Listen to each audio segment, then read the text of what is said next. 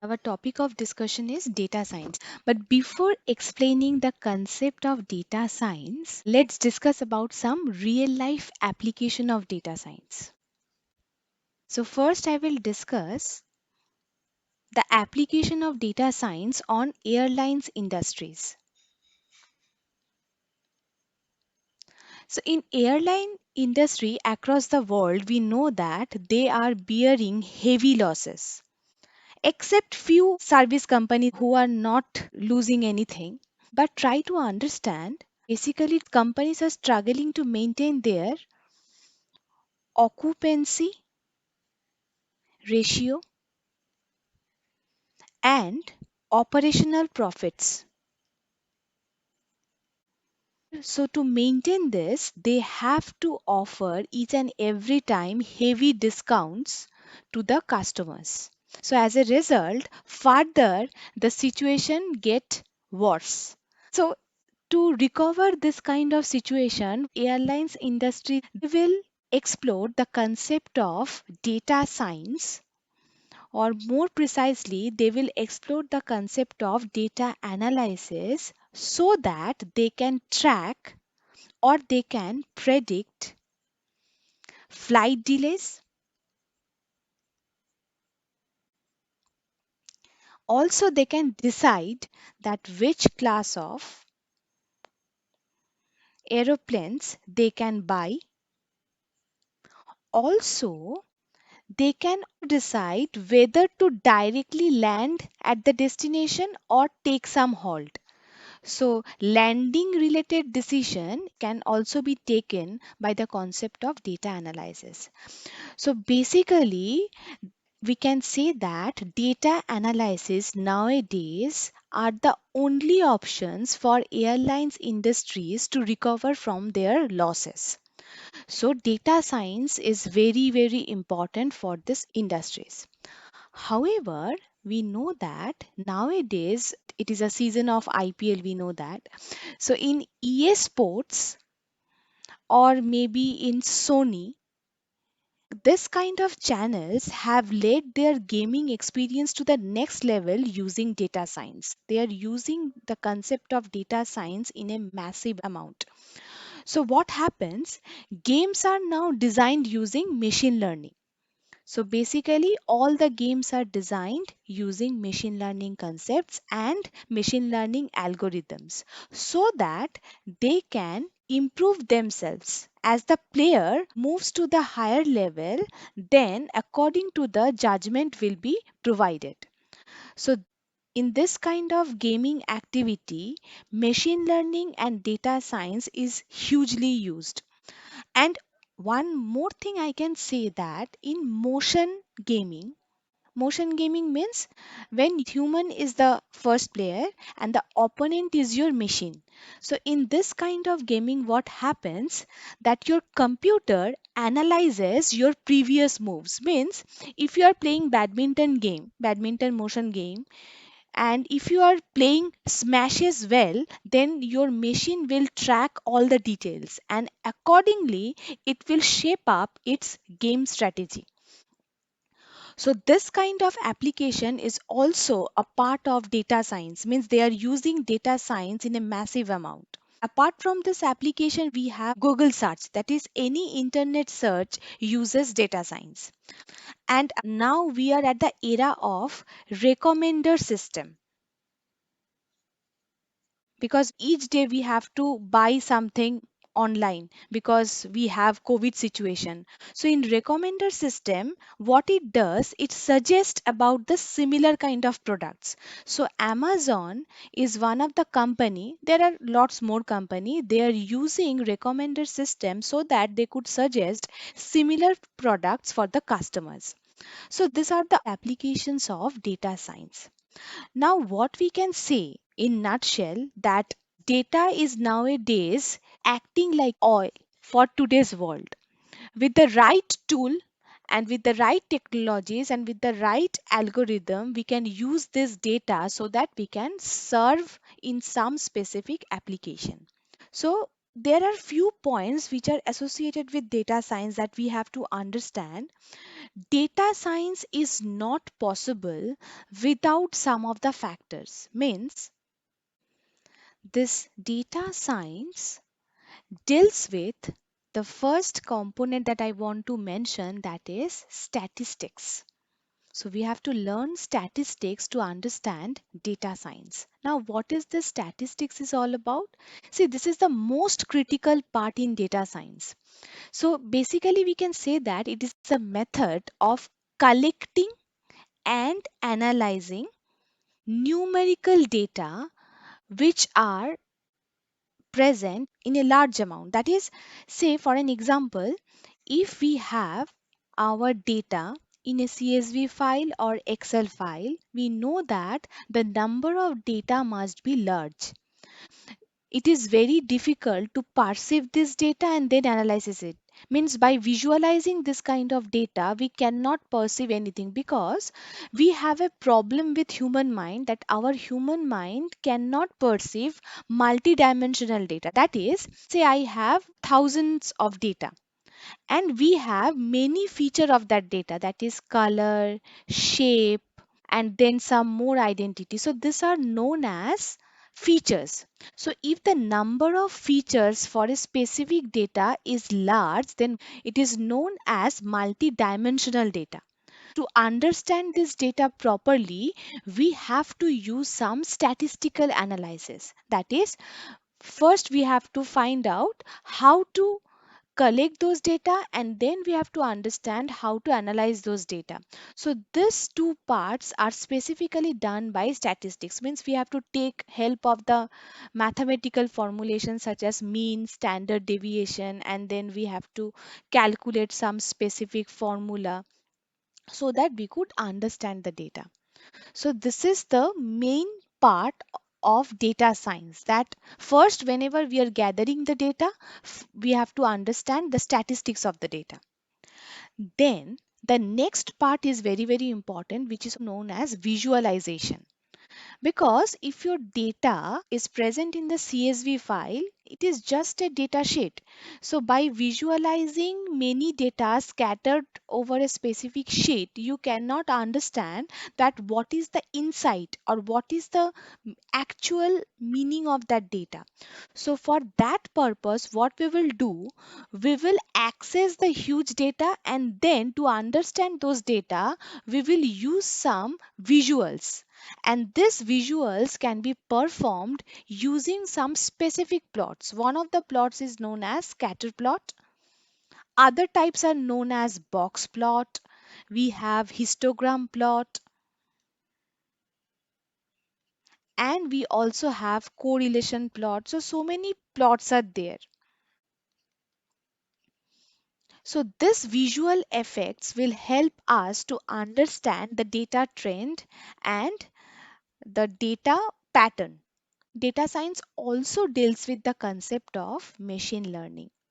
So why we need machine learning, or why we are considering machine learning as a part of data science? Because the machine learning concept explores the building or the study of the algorithms which we can learn to predict the future data. Means whenever we have acquired the data from some specific repository, then we have to use it. So using data means what? We want to predict something, we want to predict our future. So machine learning is the only tool that we can use over this data as a part of data science, so that we could predict the future outcomes. So these are the some of the components that we have to use. So now the very very important point is, before all this thing, we have to understand what are the data science process that we have to follow throughout this session. And understanding data science process means you have to follow each and every step whenever you have the information or whenever you have the data. So one thing you must have to note, that whenever we are working as a data scientist or whenever we are working as a student of data science, then the very first step is we have to collect the data. Now, the first question that should come in your mind, from where should I collect the data? So, here you have to remember one point, the data which is collected, it must be a authenticated source, means we have to collect data from a good source. If this source is not authenticated, then what will happen, whatever data we have gathered, it will not be able to give us the proper outcome. So as a result, this data will be useless. So now regarding source, I will mention some of the source name from where we can gather enormous amount of data. But before that, now my topic of discussion is data science process. So the first step in data science process is known as discovery. So now what is the meaning of discovery? So in this step it involves acquiring the data. Gathering the data is the part of this step. And from where should I gather the data? This data can be gathered from either internal sources or it can be gathered from external sources. We can use some logs from web servers, or else we can gather data from social media, or else we can stream some amount of data from online sources using some APIs. So these are the basic sources that we can explore to perform this discovery step. However, we have some specific data sources. One of them is very renowned. It is known as UCI Machine Learning Repository. This is one of the biggest repository of data where you can find any kind of data of any category. So if you use this repository and if you collect the data from this repository, I can assure you that this data will be authenticated, number one. Number two, this site will define the data, means this repository will define the data in a proper manner, means how many data exist in a row, how many features are there, means how many columns are there for a particular data, is there exist any missing data in this data sheet or not. So they have defined the data in a well manner. This repository also define the nature of the data, means once you have gathered a particular data, then this data is useful for what purpose, means can you use it for prediction, can you use it for classification. This kind of activity is also mentioned for this repository. So while learning data science, first we have to learn from where should I explore my data. It depends on application wise, but I will suggest we will start from UCI machine learning repository because gathering data is one of the biggest problem. If your data is not well defined, then even after gathering the data, you cannot understand anything. So that is the problem. So first step of data science is your discovery step where you have to gather the data.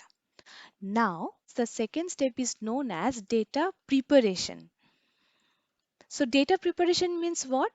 Data can have lots of inconsistencies. We know that. What kind of inconsistency we can expect?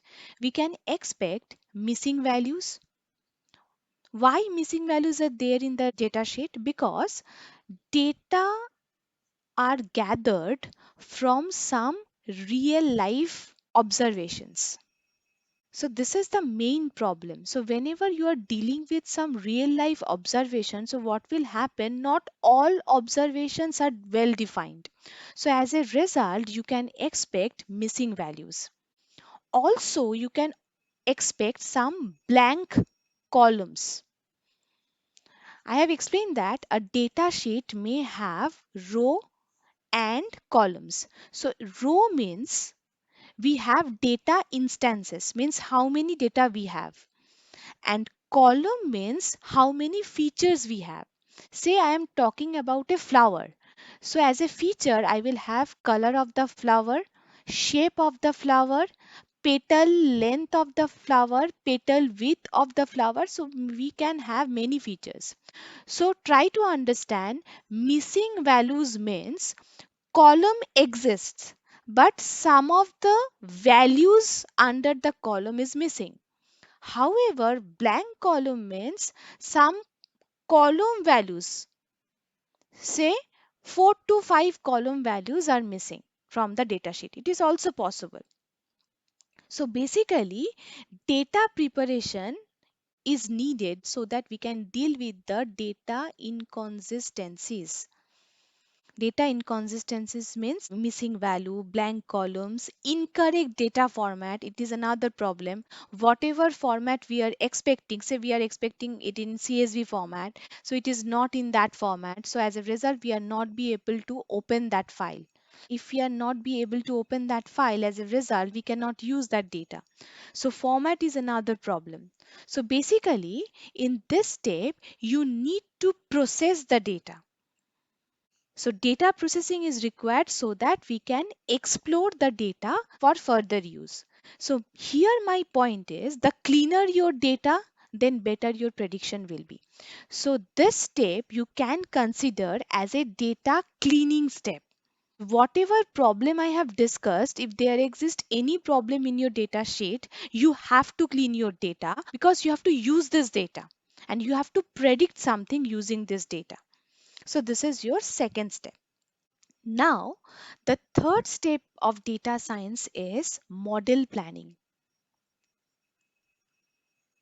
In this step, you need to determine the methods or the techniques to draw the relationship between input variables and the output variables. So, what is the meaning of this? Try to understand. Whenever you have collected the data, then I have discussed that you have many data samples, sample 1, sample 2, sample 3, and you have feature 1, feature 2, feature 3. Along with these features, you will have some class value or type value. Say I'm talking about sample 1. If the feature value is something, then it is considered as class 1. I have collected sample 2, also it has some feature value, so it also comes under class 1, and similarly for some other feature value it comes under class 2.